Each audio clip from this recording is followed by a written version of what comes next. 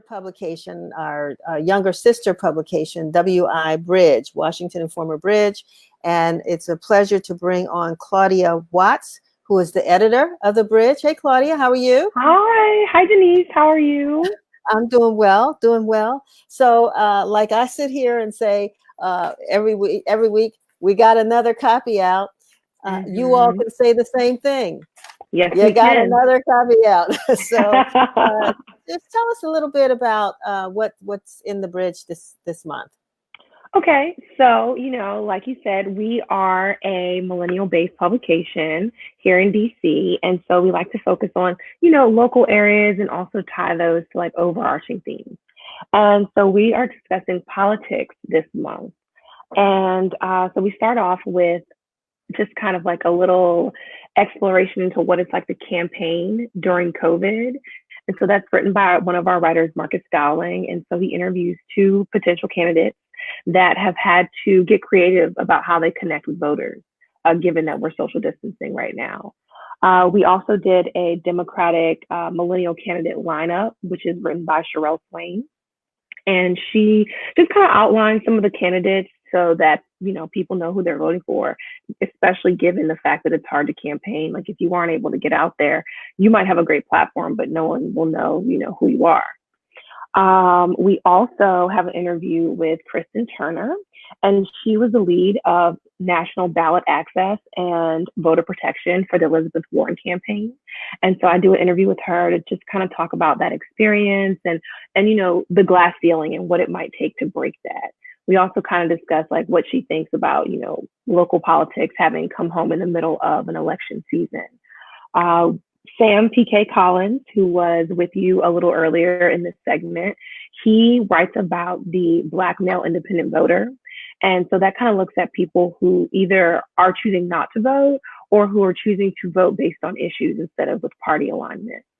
And finally, we have an article about DC statehood and how that is impacting people, written by Saskia Kercy. And so she is actually going to be up next. So I'm going to let her introduce her very special guest. She's going to break down her article, and I think you all are going to enjoy it. Wonderful. Okay, I'm going to let you go now, and we're going to turn it over to Saskia. Bye.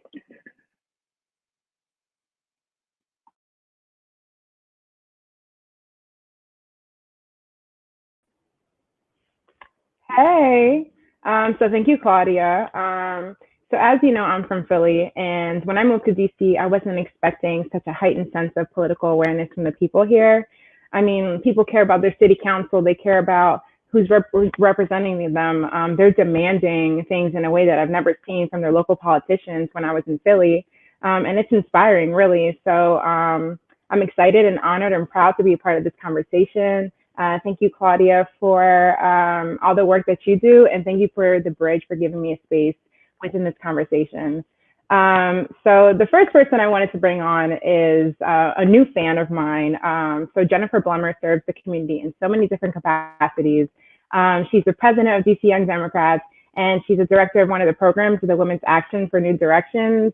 So thanks, Jennifer, for making time. Hey. Hey. How are you? Can you hear me? Yeah, I hear I'm you. doing Can you hear good. me? It's Friday, so I'm always going to be good. It's Friday, finally. So today, DC opened up, and even though they have the highest rate of coronavirus positive cases, they started their first phase of reopening. So are you about to be at Bottomless Brunch this weekend? Absolutely not. I have pancake mix right here at home. I won't. I know that people have been waiting to get back out there, mainly because people want to just get back to work. People have bills that have been piling up, rent that's been piling up, eating into savings. And so I know people want to get back to work.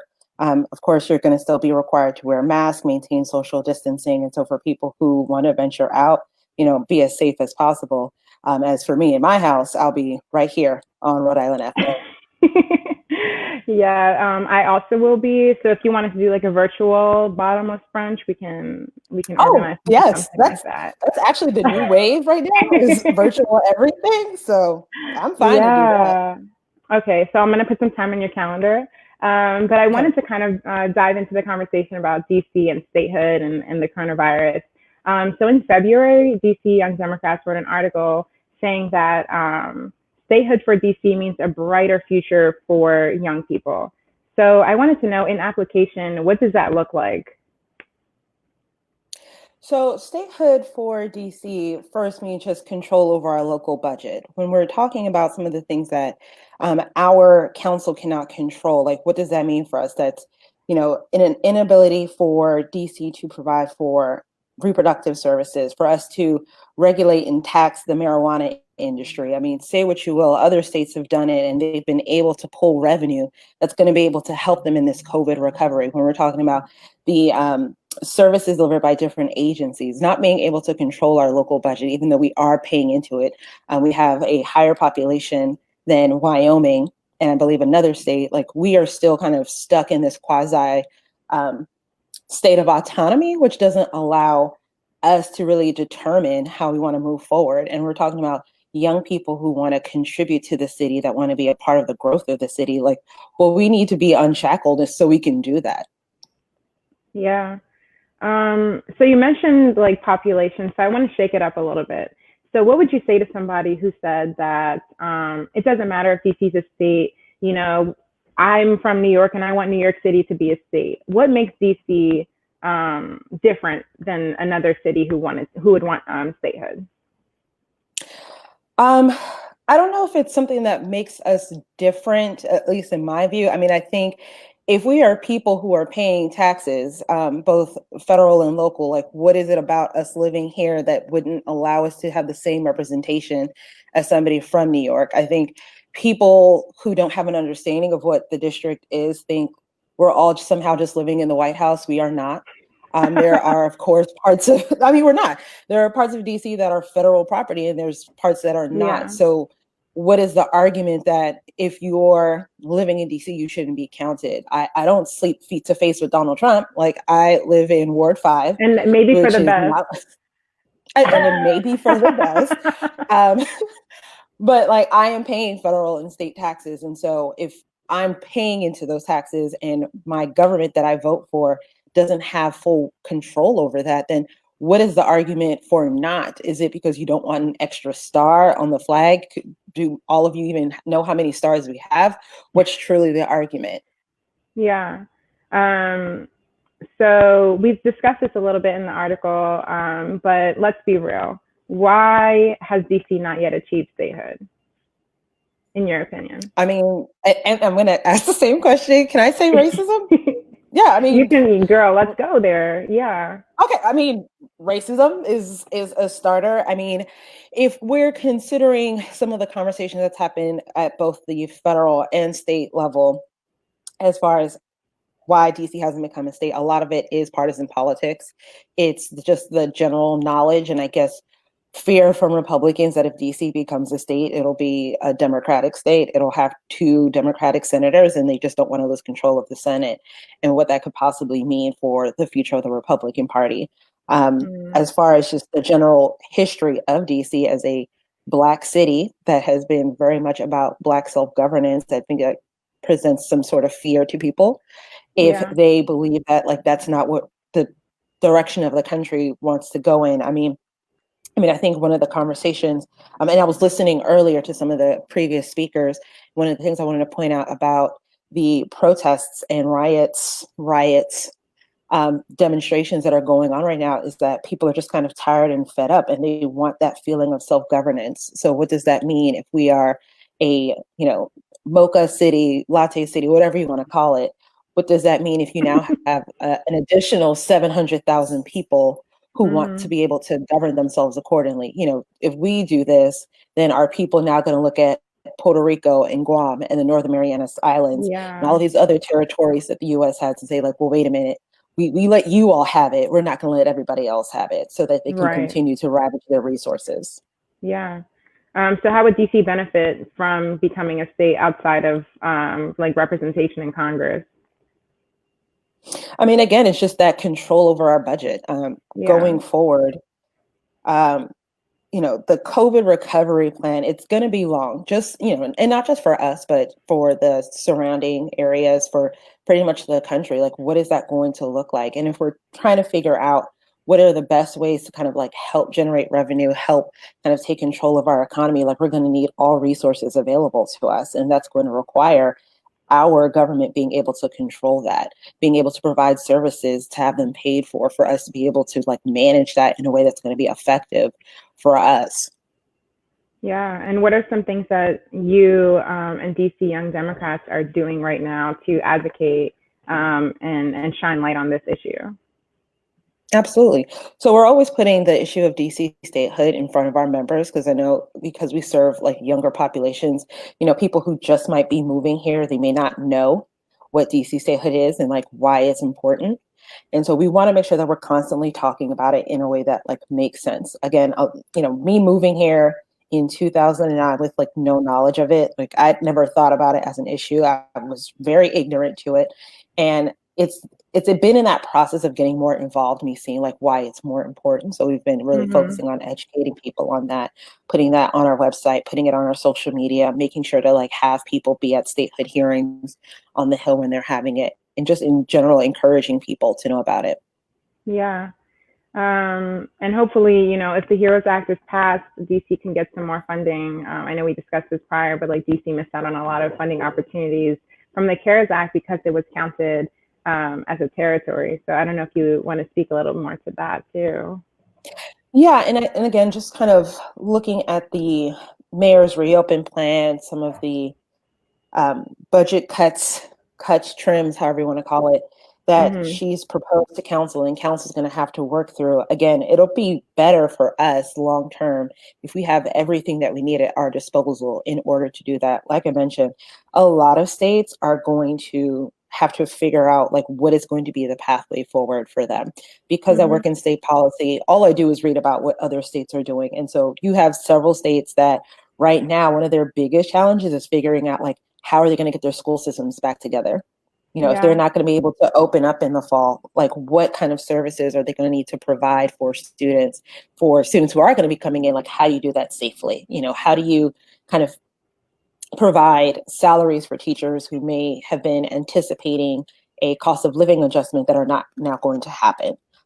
Just considering like all of those things that we need, we're going to need as much money as possible to mitigate the economic damage that has been caused by COVID. Yeah, that's real. Thank you so much for having on the call with me today. I'm a new fan, and I know that you're going to have a million new fans. So where can the people reach you, or how can they connect with you? The best way is on Twitter and Instagram, and so both of them are the same name, and it's JA, and it's my last name, BLEMUR, ESQ, because I paid for it, so I'm going to make sure everybody sees it all the time. Yes, and that's on period. Okay, yeah, so up and down. Thank you so much. So I want to bring on Sheika Reid next to give us a little bit of a different perspective on the crisis. So Sheika is a DC native. She's a manager of U Street Main Street and the National Councilwoman, a committee woman for the DC Young Democrats. So hey Sheika, where are you at, Ben's right now? Yeah, so reporting live. Which is really exciting. I am now the director of the DC, the U Street Main Street. So congratulations. Thank you. It's really exciting, but it means that I'm supporting the businesses on U Street. And so you said that DC is reopening right now, but we're not. It's phase one of the reopening, which means that certain businesses are open right now. To do like curbside pickup and things like that, right? I'm far away from, I'm over on the other side of the restaurant. Everybody who comes in has to wear masks. I went to the hair salon this morning. My hairdresser opened. She had. You look good. Thank you. But she had a lot of great protocols in place. She sprayed down every single door handle. She had every person put their jacket and bag in a room, and then she puts your cloak on you. Everything you use, she wipes down. Everywhere you sit, she wipes down immediately. Yeah. So it's really kind of like a soft opening for a lot of businesses to have the opportunity to be able to figure out how to operate. So that's why I just wanted to give Bench Label the opportunity to get a little bit of exposure. This is just a really rough time for a lot of businesses in DC, which transition. So, I'm sorry. Yeah, I was going to say, speaking of businesses, how has the coronavirus to you as like a DC native and someone like on the ground been affecting businesses in the community and the culture of DC? Well, the culture of DC has just moved virtually. We're a really lively city. We always have a lot going on, always, performances and shows at our different venues. So it's been really hard for a lot of business owners who are used to, Bench Labels used to being packed. As you can see right now, they're empty. Everyone has a mask on. It can't just be, can't move about as usual. So that's been terrible for a lot of business owners, a lot of tenants, people who are doing who rent from property owners have suffered a lot. But fortunately, there has been the abolition of, temporary stopping of evictions during this time. So that's been some relief for business owners, but it's definitely been a huge challenge. So many business owners are excited that we're in phase one now, looking forward to phase two. So hair salons, not nail salons, barbershops, not, massage parlors. So there are a lot of technicalities around it.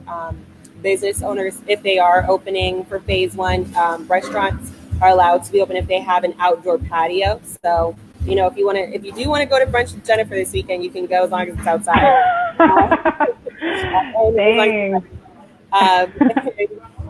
But that's like a main. But those are just some, trends we're seeing. Around your conversation about DC statehood earlier, one big thing is that if DC were regarded as a state, then we would have received a lot more money in the stimulus package. And so that money would have gone straight to businesses so that businesses could get grants and could be able to get free PPE, face masks, hand sanitizer, and disinfectant from our local government. But because we weren't regarded as a state, we weren't able to get the materials that businesses need to really handle these different phases of the reopening. So I kind of want to pivot a little bit because Black people have been losing their lives recently in the most horrific way. And, as history would prove, this is not something new. And I don't know if you saw the video of a group of people that was defending a Black man from getting arrested from the police.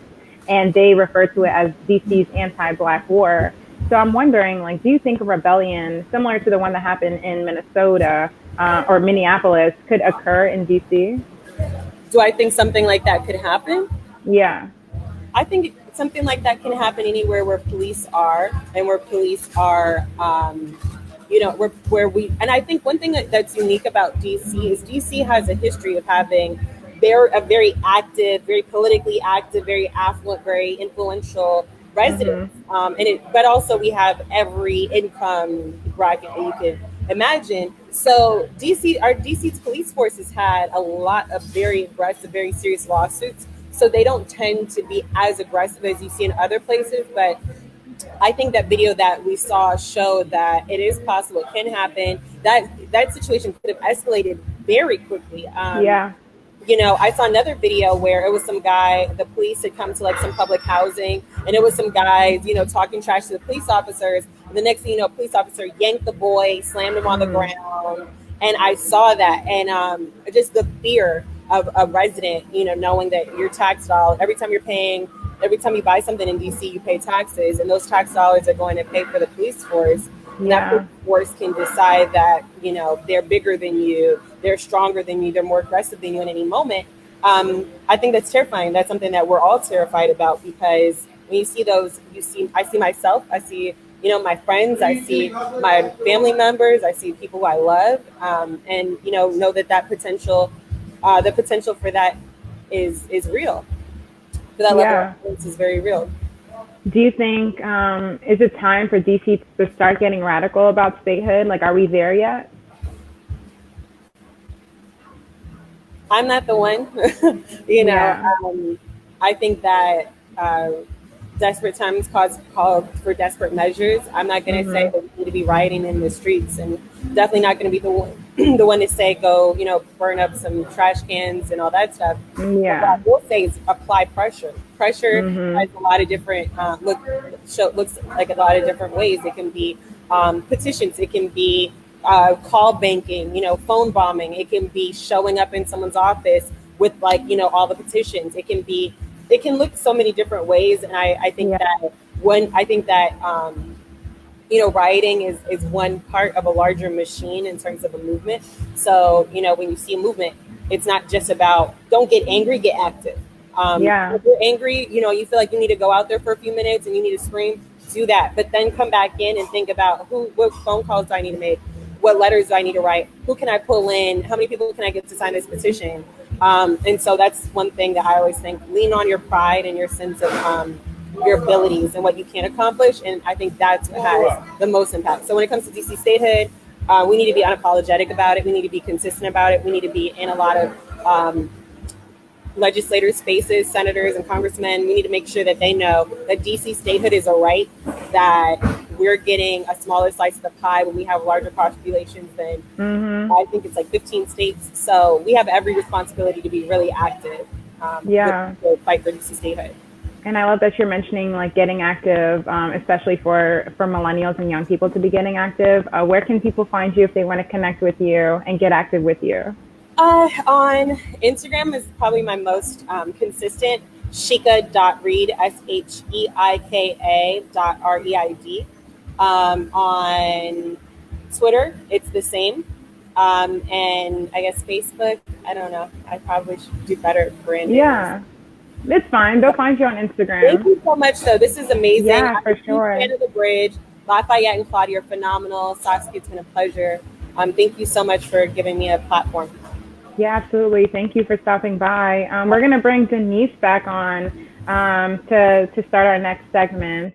So thank you again to my guests, Jennifer and Sheika, for coming on. Thank you for the bridge for having me a part of this conversation. Hey, Denise.